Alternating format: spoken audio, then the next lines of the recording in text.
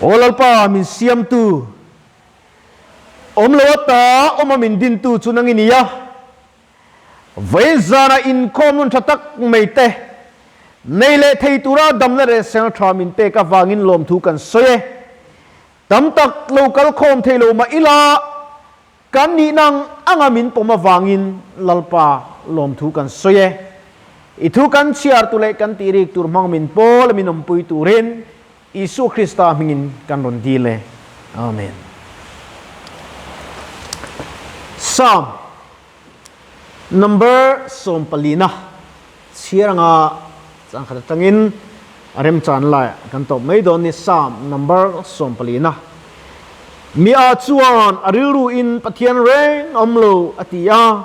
an chazo vika thilten tak antia tuma thil tra ti reng an omlo Shathiama pathian zong reng pathian zong reng an emo ti in lalpa chuan van atangin mihring fa te hi azuk ena ani lo lama an peng taveka bolho takin an lo ta hloma pathian tu kan sirtak te lalpan kan zatan malmi som sakro se tupuya chuan mihring sual zia dia kan mang do ni hey mihring kan sual em maya lalpan dam na min pe ya ama fakle choi moi tura hun tha min siam sakpo hi kan mang tang kai du tlak lo ni scientist thiam tak da panan tia khovela thil omte shil fia zo lo Siat via zolo tam tak ani ten USA company pakhat chuan bring taksa an ruang te an lu te ringot te an da nakina future pathian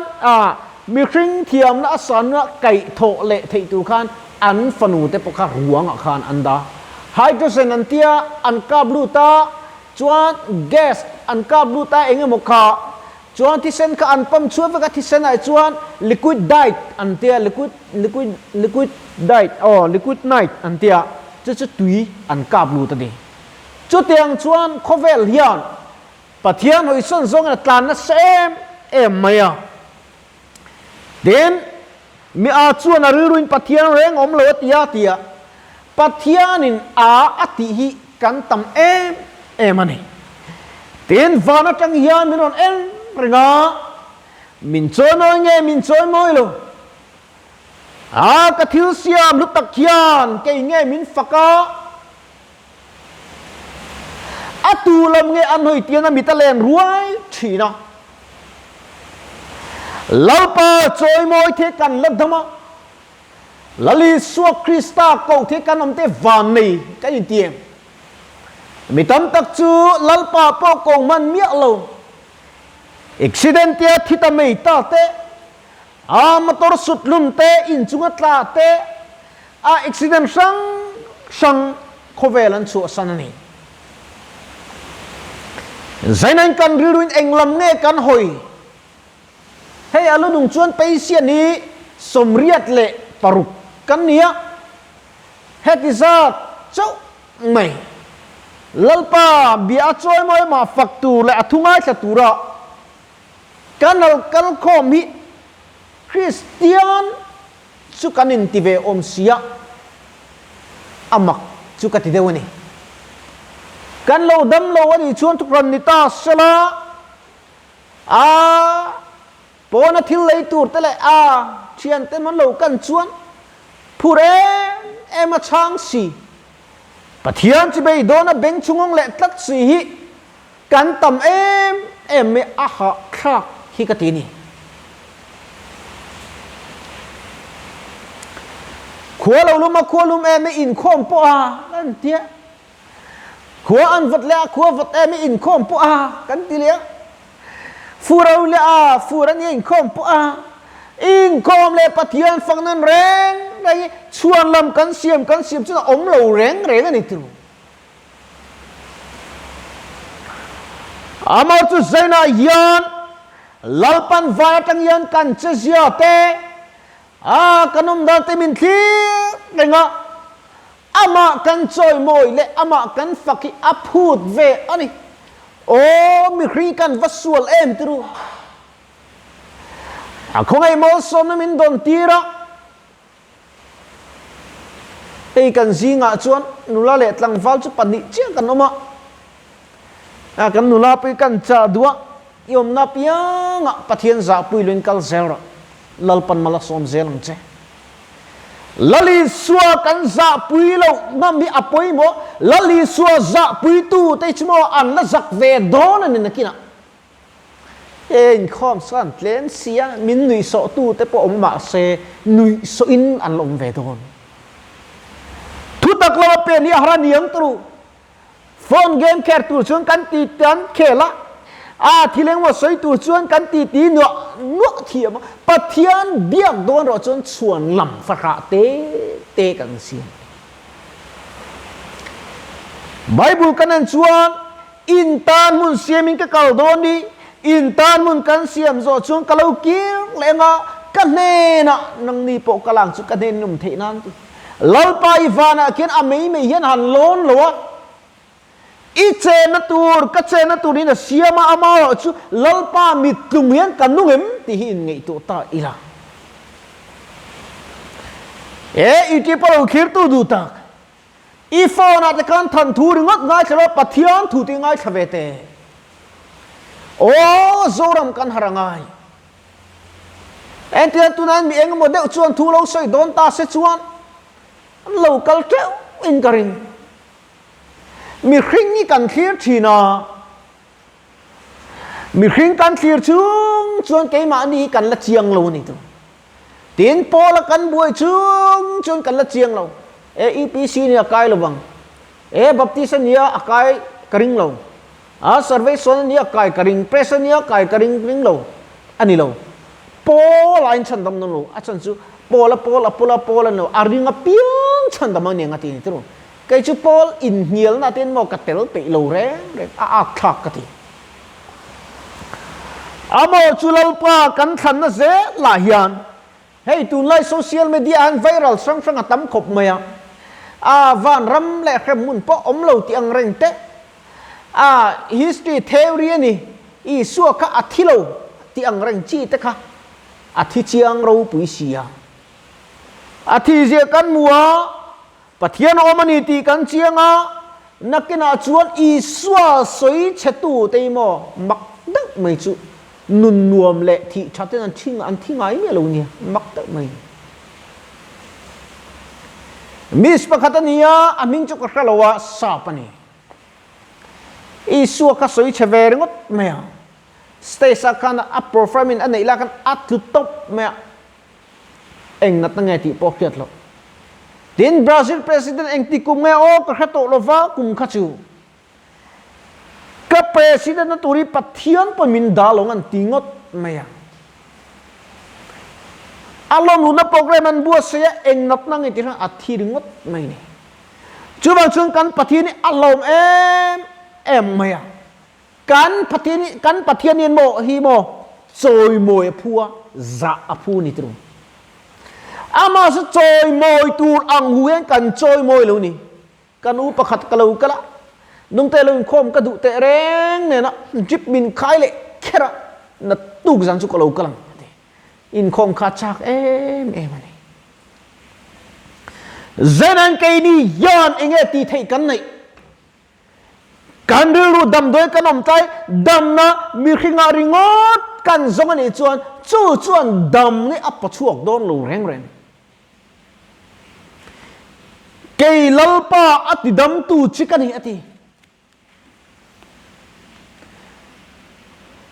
zona chanchin tha zona je bung som pruk chang som ni pali chuan dil ro in hu ang in lom akim tu den ti a chang noi kan chiat thlang le chuan in dil dik silom tual in thata in ota in dil lova ati chưa chân pathian anh cắn đủ te cắn mà mộ te trà cắn bị rong te soi miệng mấy tu hey kan nula po engang mi pasal du te rui thei thil ti lo mi thatak acha tinge nge yang dil ro se pe me yang cho chun eng kim mai lalpa ne na lalpa khiat puya kan ti chun adik thap chin hey kai po ki YouTube channel chung changa ka soilok du amai kan Google Adsense kan dila kan lo deal diklo de ulek ka thian pa kal tlangin tura kan tilea information te kan do pathian ne kan thera hai ka utlom lo hian atia irin nei fian omaniang atia pathian karan dila lalpa min en kol sakla lalpa nangin he YouTube channel nei la nangin min vedim sakro kan ti chia mai chi mail katonga i software dong lian software hi itana update ni en lo tingal mi information katonga success da ta YouTube channel se chelo no omle ta hallelujah lalpa su from rose lalpai pen mor pakhata po ain rol du wangin kan nunan in rol ti rang u lalpai chet aduwen kan nunan i chet ti rang u a chet thenan kei ma hi ke in ti thiang hlim ma support turani ten trong trai na reng ti kan trong trai ya kan amena kei po kan chin a chang chu an thok de ving phing hin ka khia a chang chu a karo ve em chin kan missionary pakhat khilo oma kan u nia tian the eng tin nge zanten sarmon turi in nei big le ke ni chukar kata ve ni kan mon sarmon ma kan in en fu ati ka chan chu thara wa om ro uti ni kha khati kharawen om lo le chung ke po zanti thuti sang khang ka soi thei lawang kum riat rong ka bol chung hian kat ka covid lai ti le ka dam lo lai ti lo ka chol ti lo kha chu kar di vel cholanga kum riat chunga khan in ngai ta ila aba zang zan tin kan la sar munani acha chu lalpa kin nat top mai ni chu lalpa zen enge ka siang mi a ka ni lo nan enge ka tiang mi a chuan an ruin pathian reng om lo an ti a an chezo veka thil tan om tak an ti a ti pathian om ring lo te mo enge an ring lo mai chna debate thi ka chak thin an rin lo na takhan om lo om kan rin lo na chu om ngai lo tru om lo na om rin tlat thu ko om lo ni ei kan nu la po en zo ti la an i taksan tu da khan helai so nin lung lu om sin ti la om ka aring mia lo nga kal mia lo mang lung lu ka om ngot thu ko om lo reng ring to lai corridor ra khan van tang astronaut lo tla chu chu alo pai tla alo deng du ba for tale adeng tla alo tang lo ani chuan chu pa chu kan charman khara gem ke ni ai mit war khanum phei chuan tro chu wang chuan om kan rin lo hi a om na tak chu ne ten pathian om ning lo cha chuan thilan ton om takan ti bible kan en chuan zu anau thilai en su athan om pa nen su intur peto chu su ain ang reng ati chu wang chu sualan tele lian om lo tunan utrom lo bua kom ta utrom lo khiat lo hian athil in tura moka ai tura moka lo la ringot ta ila anu ke zo vek no khil ta e poilo atiang ani chuan ma se kadil lo kala ani chuan sual ani tho thong mai ni sual chu sual an top dot var ten ti dot an var le adumom pok ro dot chu dot an top mai ni tiro chu ban zaina yam lalpa nge mi a kan ni lo un turin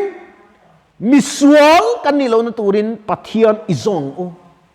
aram le afel na chu zong ma satiang u chu ta chuan ti dam tu om zia kan mu anga chu ta chuan aro pui zia alo langa omakata ani zia chu alo lang le don ani chu wa chuan nang ni thok rim le phurit phur tu ti kan nat nak be donar sa kan to kan phuri zong zong ne lalpa kalo kale nangin minchin fel sakla aba pui mo em ato pera mari fakla ka saidu lalpa ngaro iboi nu kani ithuang zelin ka chunga thlengro se ma